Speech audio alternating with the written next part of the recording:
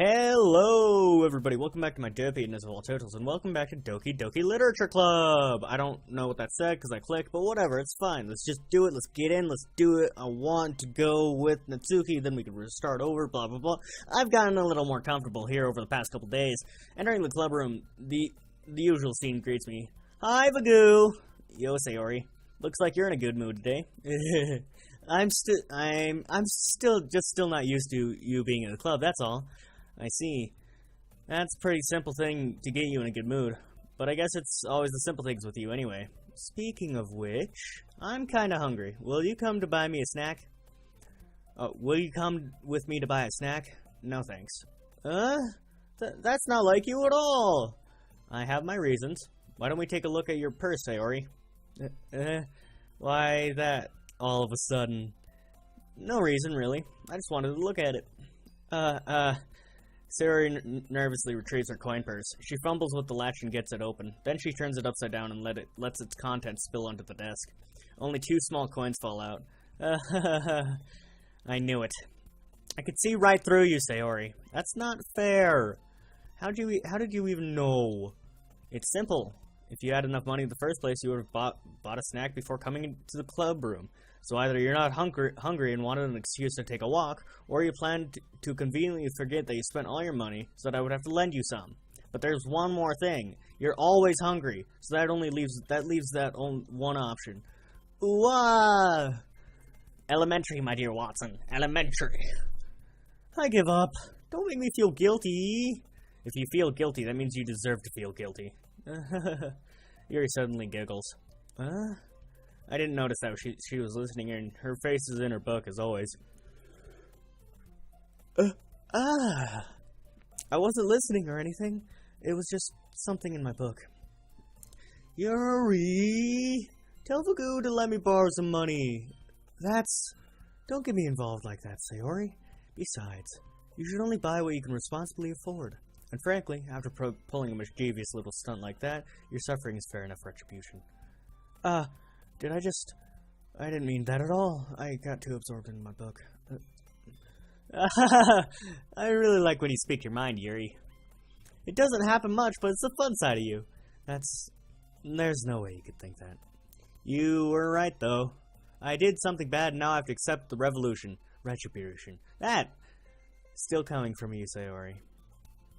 I guess there's a little devil inside all of us, isn't there? Don't let her fool you. Sayori knows exactly what she's doing. After all, she told you guys she was bringing me to the club before she even told me. But you wouldn't have come if it weren't for the cupcakes. So I had to trick Natsuki into making them. Come on, give me more credit than that, Sayori. Plap! Chia! Out of nowhere, something smacks Sayori in the face and tumbles onto the desk. Ow. What was... A cookie? Sure enough, it's a giant cookie wrapped in plastic. Sayori glances around. Is this a miracle? It's because I paid my restitution. Retribution. Actually, that one almost worked. I was just gonna give it to you. Oh, so, dang it. But then I heard you blab about the cupcakes. Did I do my intro this time? Probably. It was totally worth seeing your reaction, though. Natsuki! That's so nice of you. I'm so happy. Sayori hugs the cookie. Jeez, just eat it. Sayori rapidly tears open the wrapper and takes a big bite. So good. Sayori suddenly clasps her hand over her mouth. I bit my tongue. You're going through a lot over just one cookie. Natsuki takes a bite of her own cookie. Yours looks really good too, Natsuki. Can I try it? Jeez. Beggars can't be choosers. But yours is chocolate. Yeah, why do you think I gave you that one? Fine. Still, I'm really happy that you shared this one with me. Sayori gets out of her seat and goes behind Natsuki, then wraps her arms around her. Jeez. I get it. Cookie still in hand, Natsuki reaches up to nudge Sayori off of her. Sayori suddenly leans down and takes a bite of Natsuki's cookie. Hey! Did you seriously just do that? Mouth full, Sayori trots away to safety. Yuri and I laugh as well. Jeez, you're such a kid sometimes. Monika, can you tell Sayori? Huh? Natsuki glances around. Monica isn't in the club room. Where's Monica anyway? Good question. Have any of you heard of anything about her being late today? Not me. Yeah, I haven't heard either. That's a bit unusual. I hope she's okay. Of course she's okay. She probably just had something to do today. She's pretty popular after all. You don't think she has a... I wouldn't be surprised. She's probably more desirable than all of us combined. That's true. Excuse me? Suddenly the door swings open. Sorry, I'm super sorry. Oh, there you are. I did not mean to be late. I hope you guys weren't worried or anything. Eh? Monica chose the club room over her boyfriend after all. You're so strong-willed. Boyfriend? What on earth are you talking about? Monica quizzically glances at me. Never mind that. What held you up, anyway? Well, my last period today was study hall. To be honest, I kinda just lost track of time. That makes no sense, though. You would have heard the bell ring at least. I must not have heard it since I was practicing piano. Piano? I wasn't aware you play music as well, Monica. I don't really. I kind of just started recently. I've always wanted to learn piano. That's so cool! You should play something for us, Monica. Monica looks at me. Maybe once I get a bit better, I will. Yay! That sounds cool. I'd also look forward to it. Is that so? In that case, I won't let you down, Vagoo. Monica smiles sweetly. I didn't mean any pressure or anything like that. Don't worry. I've been practicing a whole lot recently. Why is it her lines? Her lines are just so long and hard to say. And I'd really love the chance to share once I'm ready. I see. In that case, best of luck. Thanks. So I didn't miss anything, did I? Not really. I choose to leave out Sayori's mischievous escapade. I'm sure Natsuki will end up complaining to her anyway. It looks like everyone has already settled down.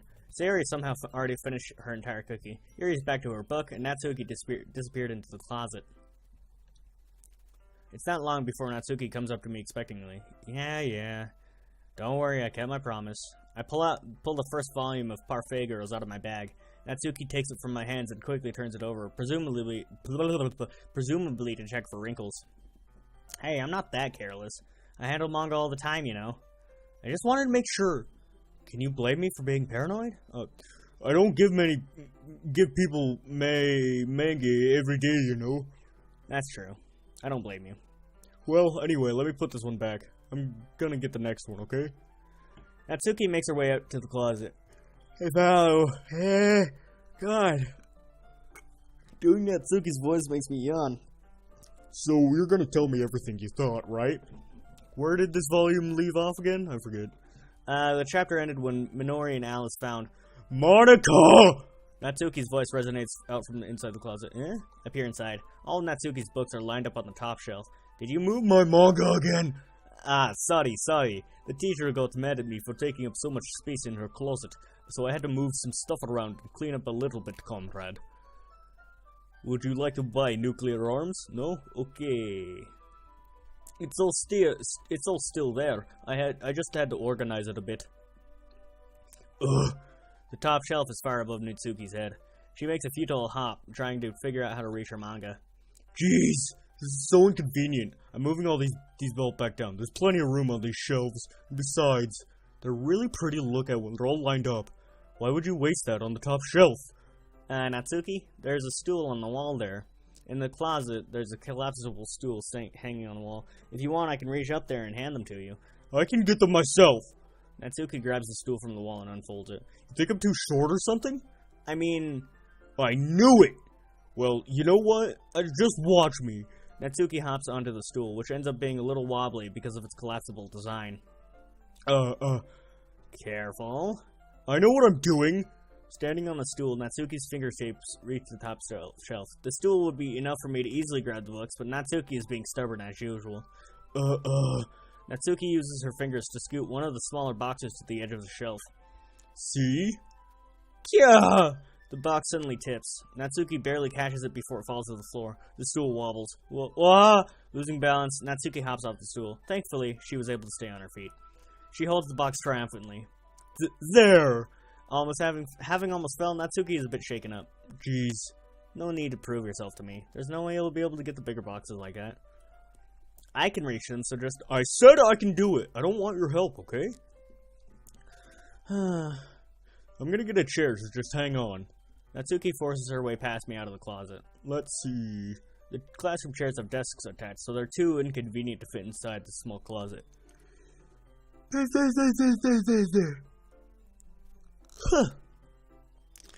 Something about teacher's chair. She rolls it on its wheels back over to the closet. It's a little dangerous since the chair swivels and rolls, but I've already learned my lesson, so I keep my mouth shut. Hush! Natsuki climbs onto the chair, then slowly balances onto her feet. Since she refuses my help, I take a seat with my back against the side of the doorway and simply watch. Aha! There we go. See, I can easily do it now. Natsuki grabs a stack of manga and bends down to put it on the shelf below. What? The chair swivels. Natsuki catches herself on the shelf. What are you doing? Can you at least hold the chair steady instead of sitting and doing nothing? Who was it that told me not to help? Yeah, I got you. Or yeah, I got you. I hold the chair while Natsuki reaches back up. I can almost see up her skirt? Gah. I force myself to turn away. Natsuki seriously didn't think this through. Once she realizes I'll be dead. Hup! Natsuki wraps her arm around the parfait girl's box set, easily the largest one in the shelf. Heavy. Hey, Fagoo, I don't think I can bend down without falling. Hurry and take this one. But then I have to let go of the chair. That's fine. Just for a second. Hurry up. Alright. Let me just stand up. I slowly release my grip from the chair. What do you mean, stand up? Natsuki looks down at me. Why are you all the way back? Natsuki looks like she just realized something, but she'll lose her balance if she moves. Natsuki, the box. What are you looking at? You're trying to look at my... Natsuki's legs shake. I'm not. I was just... Natsuki, don't try to move. Just give me the box. You perv! You set me up. Go away. Get out. But I'll do it myself. The chair suddenly swivels beneath Natsuki's feet. Natsuki! Kya! The scene turns to chaos in a split second. The chair flies from under Natsuki's feet. Frantically, I try to catch her. The box topples out of her hands and the books go flying. I got you. The full force of Natsuki's body against me throws me to the ground. A whole bunch of books pelt me in the face. Natsuki tries to shield herself with her own arms as her face lands straight into my chest. My right arm and back seriously felt the impact. Slowly, Natsuki comes to her senses. She presses her arm straight into me to prop herself up. Natsuki seems to realize that it's not the floor that's beneath her. Gross! Gah! A fist pounds into my chest. Natsuki then hoists herself to her feet. What were you thinking, you sicko? Everything okay over there? I heard a loud noise. Monica suddenly peers in. Monica, see what happens when you put the manga on the top shelf? Are you trying to kill your club members or something? Jeez! Sorry. And one more thing. It seems like your most recent club member is a total pervert. So I hope you're happy. I didn't... Somehow it's impossible for me to explain this whole bizarre situation to Monica. I didn't do anything, I swear. I know, don't worry. Monica says that quietly to me. Looks like I'm off the hook. Oh no! I look down. Natsuki's kneeling on the floor, holding one of the books that are scattered all over. There's a large diagonal crease along the page that she's desperately trying to smooth out. It must have landed on the page. Natsuki tries to fix the crease, but she can't get it out. Suddenly, she gives up and slams the book shut and throws it to the floor. Instead of continuing to yell, she just lowers her head. She starts crying, I guess. Natsuki, are you? No! Natsuki, no! Natsuki's voice squeaks. I see tears on her face. I'll help to get the crease out, okay? It's partially my fault, so... Natsuki shakes her head, still looking down. No, I don't even care that much. I just... having a really bad day today. Natsuki sobs again. I didn't mean to take it out on you. I really didn't mean to. It's fine. Is there anything you want to talk about? Natsuki shakes her head. Just, every day is so hard. I just want to come to the club and... Natsuki falls silent again. I can't press her, so I only do what I know how to do. Alright. Well, I'll help clean this up. And I'll move the rest of your manga for you. I pick up volume 2 of Parfait Girls. We'll set this one aside. This will help cheer you up a bit, right? We can get started on it once I'm done here. Natsuki looks up with her glossy eyes. Her lip quivers. You're really nice to me. Huh? That sounds really strange coming from Natsuki. I didn't expect it at all. Well, I'm just treating you like a friend, you know?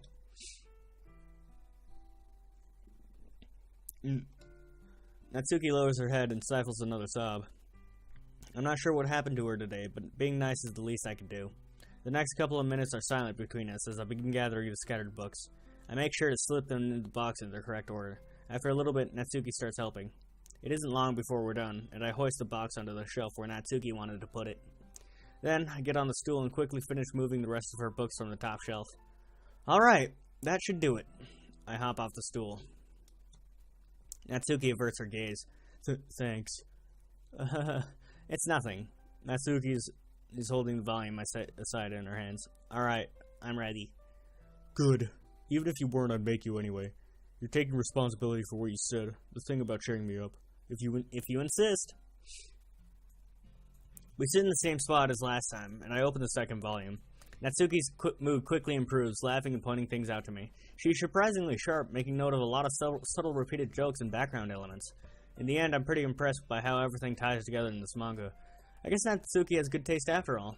After some time, Monica gets our attention as usual, and it's time to share poems again. Guess I'll be holding on to this one for now. Yep. Even you sound more enthusiastic this time. Well, I'm starting to get into it, you know? Told you.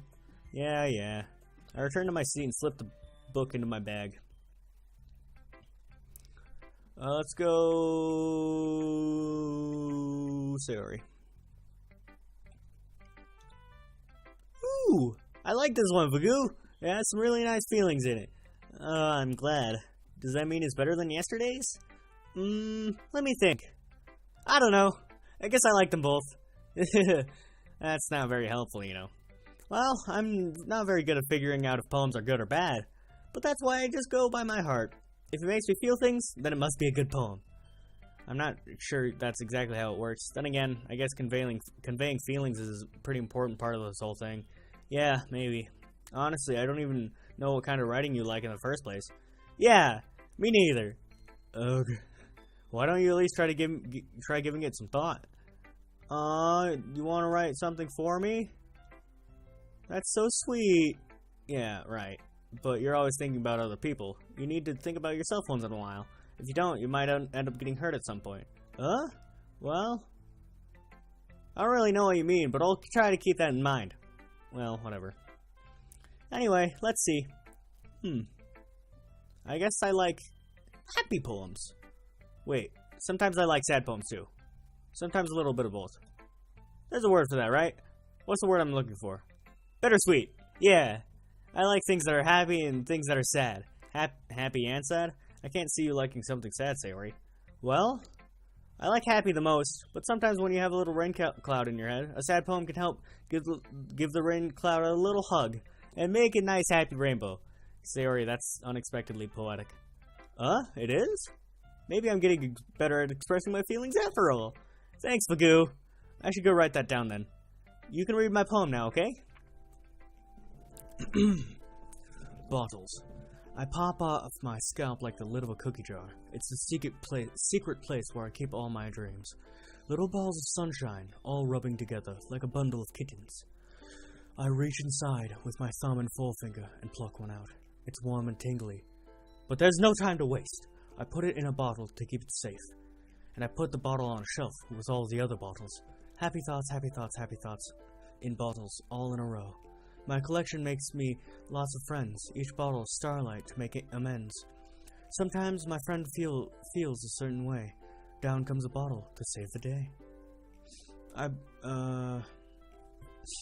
Night after night, more dreams. Friend after friend, more bottles. Deeper and deeper my fingers go. Like exploring a dark cave, discovering the secrets hiding in the nooks and crannies.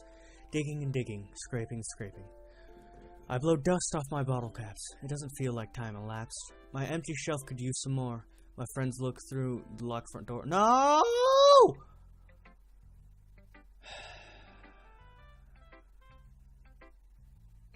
I didn't want... I tried to scroll down. Whatever. Holy crap.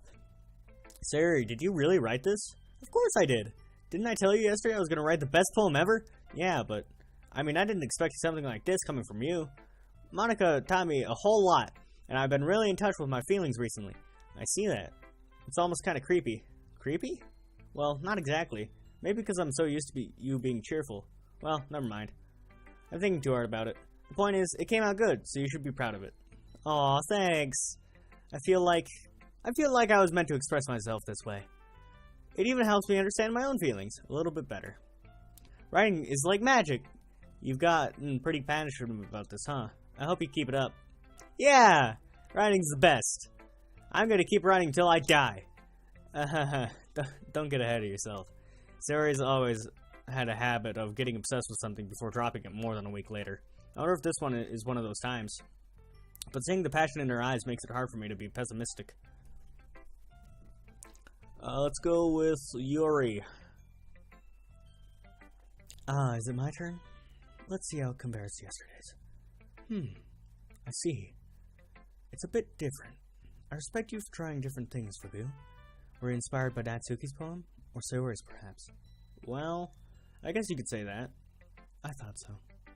I'm happy for you. You don't need to find inspiration in my poems. I write them for myself, not for anyone else. So I don't really need for people to like them or anything. Yuri! I'm sorry for being blunt, but you're overthinking this a little. Just because our styles look different doesn't mean I dislike your poems. In fact, if I tried to do something in your style, I'd probably just do a terrible job. I see. I'm sorry. My stupid mind, it likes to do that sometimes. Anyway, you don't need to be afraid to be a little more daring. Metaphors can go a long way. Don't feel like you need to work your brain like turning a bunch of gears. Try letting your mind wander through your feelings, and write down the things you see and hear. That's one way to truly enable your reader to see into your mind. It's a very intimate exercise. I see. That's certainly interesting. That's a certainly interesting technique. Thanks for sharing. I have, well, an example of that, if you'd like to read it. Of course. Is this the poem you wrote for today? Yuri nods and timidly hands me her poem. The Raccoon. It happened in the dead of night while I was slicing bread for a guilty snack. My attention was caught by the scuttering of a raccoon outside my window. That was, I believe, the first time I noticed my strange tendencies as an unordinary human. I gave the raccoon a piece of my bread, my subconscious well aware of consequences. Well aware that a raccoon that is fed will always come back for more. The enticing beauty of my cutting knife was the symptom. The bread, my hungry curiosity, that the raccoon, and urge. Sorry, I can't read cursive very well. The moon increments its phase and reflects that much more light off my cutting knife. The very same light that glistens in the eyes of my raccoon friend. I slice the bread fresh and soft. The raccoon becomes excited. Or perhaps I'm merely projecting my emotions onto the newly satisfied animal. The raccoon is taken to following me. You could say that we've gotten quite used to each other.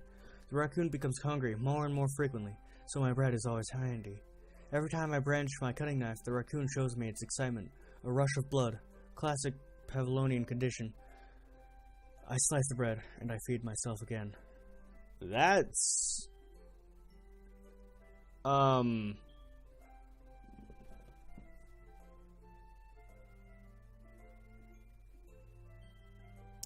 I feel like Yuri has something going on there. Because the way she describes the knife and, like, the rush of blood, I think she might be a cutter, but I'm not sure. Like, that's just, like, what I got from the poem. Because it keeps talking about the knife and how she gets excited, or how the raccoon, which it would be her, gets excited. I don't know. I'm stupid. Probably not. I was a little more daring with this one than yesterday's. I can see that. It's a lot more metaphorical. I don't know if it's my fault, but I can't begin to imagine what this poem is about. That's right. It's a bit close to my preferred writing style, using the poem as a canvas to express vivid imagery and conveying emotions through them.